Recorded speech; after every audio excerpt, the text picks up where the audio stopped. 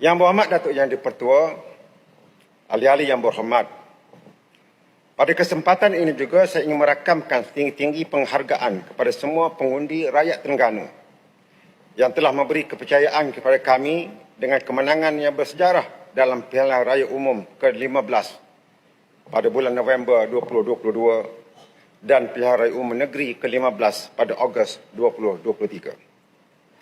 Kemenangan besar 8-0 di peringkat Parlimen dan 32-0 di peringkat DUN. Dan satu lagi insya-Allah di Parlimen Kemaman. Walau apapun, kita semua jangan sekali-kali merasa hebat dan angkuh.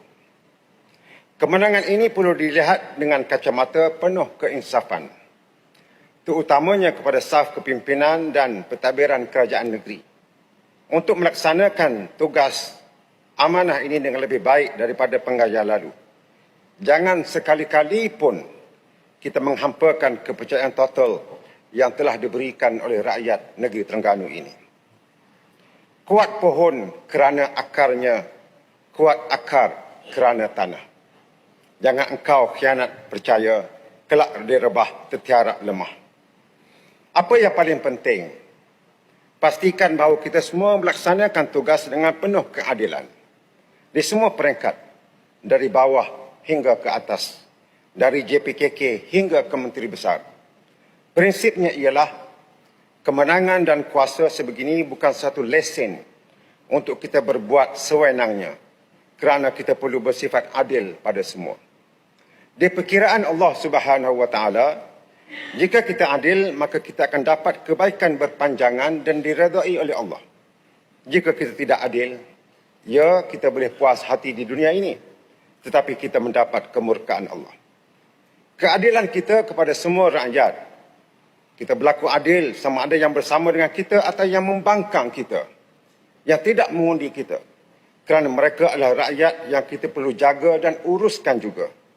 Keadilan wajar diberikan kepada yang selayaknya, tanpa mengira pendirian politik kepartian mereka. Ya, perkara ini tidak mudah untuk dilaksanakan. Tetapi kalau mudah, sudah tentu kita tidak berada dalam dewan ini. Hindarilah dendam kesumat dan menghukum mereka.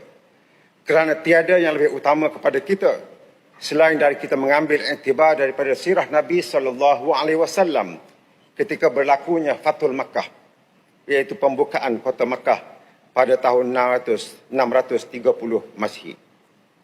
Perlu sama-sama kita insafi bahawa sikap berdendam, sikap nak membangun di tempat yang menyokong kita sahaja, sikap tidak adil dalam tindakan akan hanya membawa negeri dan negara kita ke belakang dan akan terus tertinggal di kalangan negeri dan negara membangun.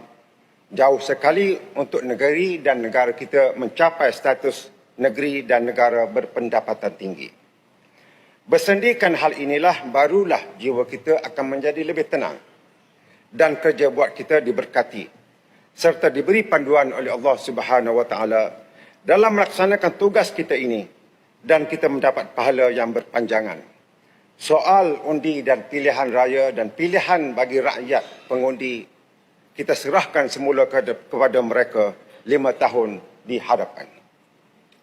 Yang Berhormat Datuk Yang di-Pertua, ahli-ahli yang berhormat, subtajuk yang pertama yang saya ingin sentuh adalah mengenai keberadaan negeri Terengganu yang tercinta ini.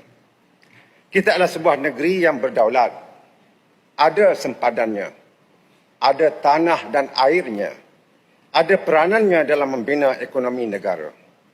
Sedikit sebanyak, negeri Terengganu turut menyumbang pada sebuah negara yang bernama Malaysia. Peta Malaysia di Semenanjung tidak akan lengkap jika sebuah negeri seperti Terengganu tidak dimasukkan. Jumlah penduduk Malaysia tidak lengkap tanpa penduduk Terengganu. Penduduk Terengganu pula bukan ahli atau penyokong satu parti sahaja. Bahkan semua parti yang ada berdaftar dalam negara kita ada ahlinya dari negeri Terengganu.